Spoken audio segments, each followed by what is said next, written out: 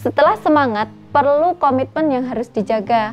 Ada ketika, apalagi ketika gagal gitu ya, ketika gagal, ya udahlah kita pindah lagi ke bisnis yang lain, atau udahlah kita tinggalkan. Ketika kita memulai itu akan lebih berat. Menghasilkan 10.000 pertama itu akan lebih berat daripada menghasilkan 100.000, 10 juta, bahkan 100 juta selanjutnya gitu. Oleh karena itu di sini dibutuhkan komitmen dari usaha yang kita jalani.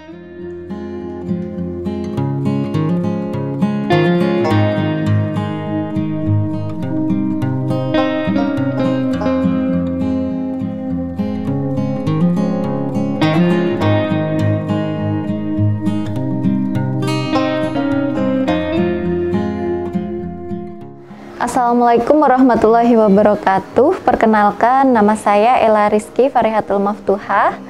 Saya sebagai co-founder dari CV Nira Lestari. Di Nira Lestari saya juga di posisi R&D, Research and Development. Alamat usaha saya di Dusun Semen, Trenten, Candimulyo, Magelang.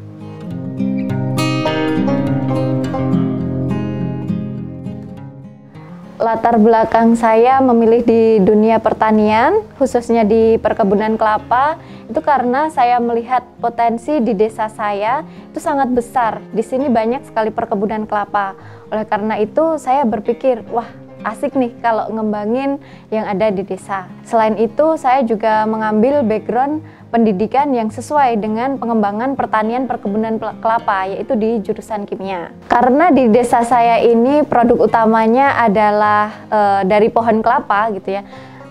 Dulu dari zaman nenek moyang saya, mereka mata pencahariannya adalah sebagai pengrajin gula cetak, gula batok. Nah, lambat laun, kemudian kok sampai sekarang tidak ada perubahan ya. Nah, di situ saya berpikir untuk memulai akselerasi. Kami melakukan akselerasi untuk meningkatkan dari produktivitas petani-petani kelapa itu sendiri, ataupun dari berbagai macam dimensinya gitu.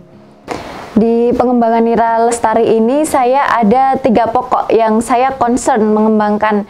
Yang pertama itu pengembangan produk, yang kedua itu pengembangan pemasaran, dan yang ketiga itu pengembangan tata kelola manusia atau pengembangan SDM, sumber daya manusia petani-petani yang tergabung dalam Nira Lestari. Pada fokus saya yang utama yaitu mengembangkan produk yang dulunya hanya sebagai gula cetak saja, kini diinovasikan menjadi gula semut, kemudian ada asap cair, kemudian ada VCO, dari ini juga ada Simplicia, dan juga ada vegan nektar. Ini penemuan saya riset yang terbaru.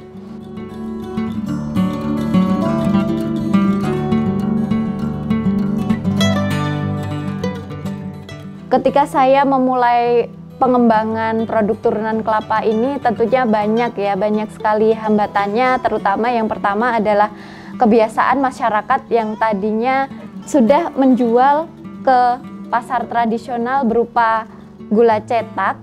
Nah, di situ kan pasti ada sistem jejaring tengkulak dan lain sebagainya. Nah, di situ timbul pertentangan karena kita membawa inovasi baru, tentunya suatu hal yang biasa di masyarakat terjadi pertentangan karena tidak sesuai dengan adat dan kebiasaan. Untuk menangani kendala yang ada pertentangan di beberapa kelompok masyarakat tadi, tengkulak gitu ya, itu kami melakukan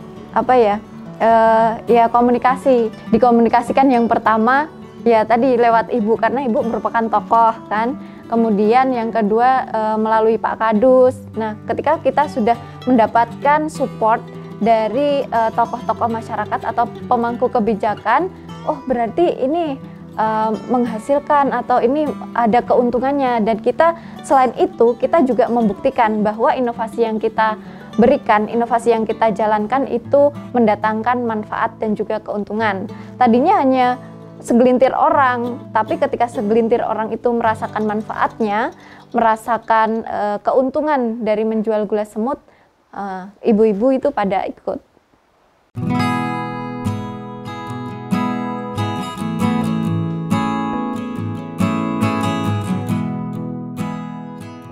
Proses pembuatan gula semut, kami mengambil gula semut dari kelapa organik yang ada di kebun organik milik para petani di KWT Nira Lestari.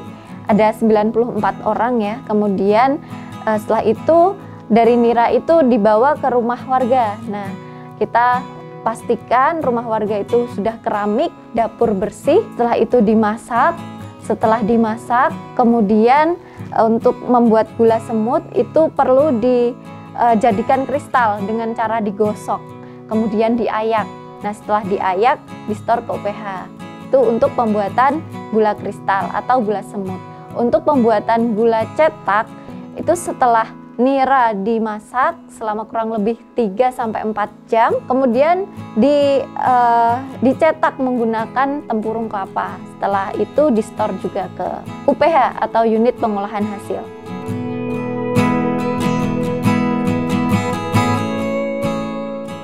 Jadi dari riset-riset yang kami lakukan terhadap produk gula semut itu, gula semut yang diekspor itu kan otomatis kualitasnya harus bagus ya. Gula semut yang bagus itu tercipta dari nira yang bagus. Jadi ada produk repro, ada produk yang langsung dari nira. Kita pernah riset bahwa ketika kita repro dari gula cetak seperti ini, kita bikin gula semut, itu hasilnya kurang bagus gitu. Nah, hasil yang bagus yang diinginkan para eksportir atau para importir dari negara-negara itu adalah gula semut yang dibikin dari nira. Itu riset yang kami lakukan. Kemudian gula semut juga terpengaruh terhadap cuaca. Ketika dingin ya sekitar bulan Agustus September itu niranya bening, kemudian bisa menghasilkan kristal-kristal yang bagus. Akan tetapi kalau cuacanya panas gitu ya, seperti bulan Januari, hawanya sumuk gitu ya kalau bahasa Jawanya, itu gulanya akan lengket dan tidak jadi. Nah, mensiasati yang tidak jadi itu kita bikin gula cetak.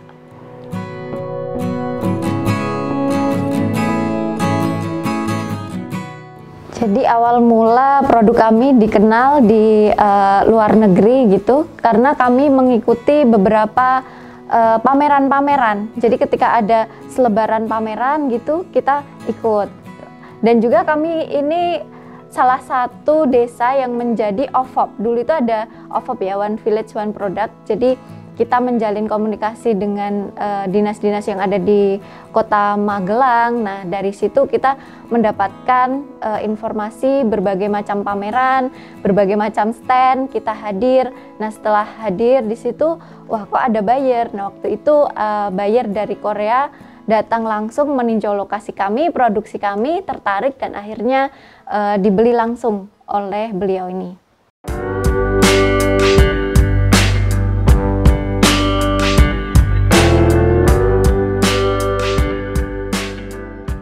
Selama ini banyak sekali buyer datang ke kami dan minta produk.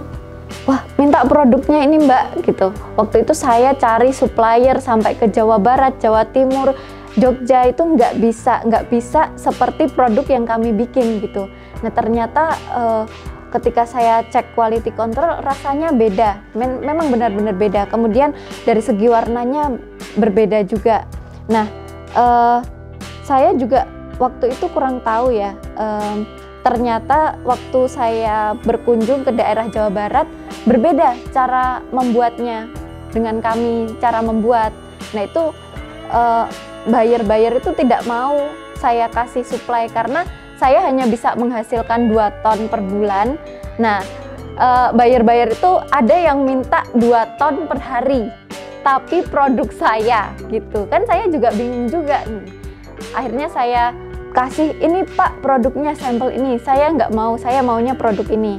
Mungkin bagi pengrajin gula semut yang lain bisa ditingkatkan dari proses pembuatannya, dari awal memetiknya, kemudian dari proses pengolahannya sampai pengemesannya itu sangat berbeda. Kalau ternyata gula itu seperti manusia, ketika berbeda diperlakukan, berbeda juga hasilnya. Berbeda diperlakukan, beda juga rasanya, teksturnya, warnanya. Oleh karena itu harus jadi aware. Dan juga ada satu yang menjadi titik poin selama saya terjun ke dunia pergulaan ini, permanis-manisan gula Jawa. Ternyata ada produk kelapa gunung, gula semut gunung, dan gula semut pantai. Itu juga sudah menghasilkan produk-produk yang berbeda gitu.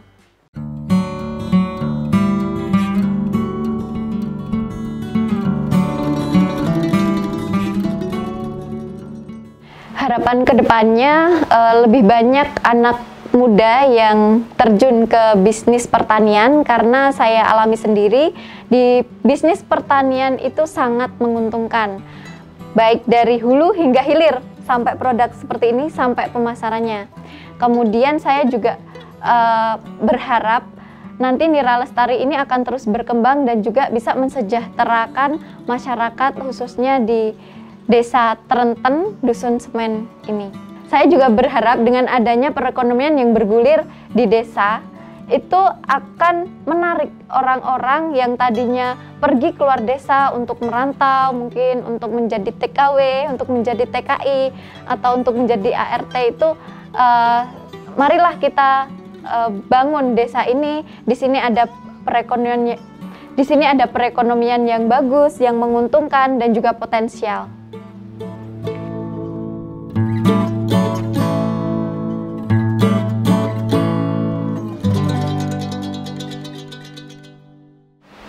Untuk teman-teman yang terjun ke dunia bisnis, harus punya komitmen yang kuat. Pertama yang harus dijaga itu adalah semangat. Semangat kenapa kita harus berbisnis, kenapa kita harus berwirausaha, kenapa kita harus membangun desa. Itu yang mulai dimunculkan di benak kita.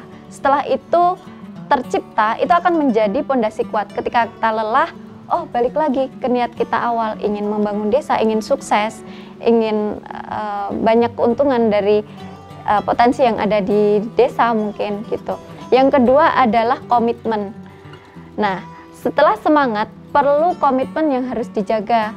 Ada apalagi ketika gagal gitu ya, ketika gagal, ya udahlah, kita pindah lagi ke bisnis yang lain, atau udahlah kita tinggalkan. Ketika kita memulai, itu akan lebih berat. Menghasilkan 10.000 pertama itu akan lebih berat daripada menghasilkan 100.000, 10 juta, bahkan 100 juta selanjutnya gitu. Oleh karena itu di sini dibutuhkan komitmen dari usaha yang kita jalani. Terima kasih, semoga apa yang saya lakukan ini bisa menginspirasi teman-teman yang lain. Terima kasih Punca Media, mari berwirausaha, ciptakan peluang usahamu sendiri. Wassalamualaikum warahmatullahi wabarakatuh.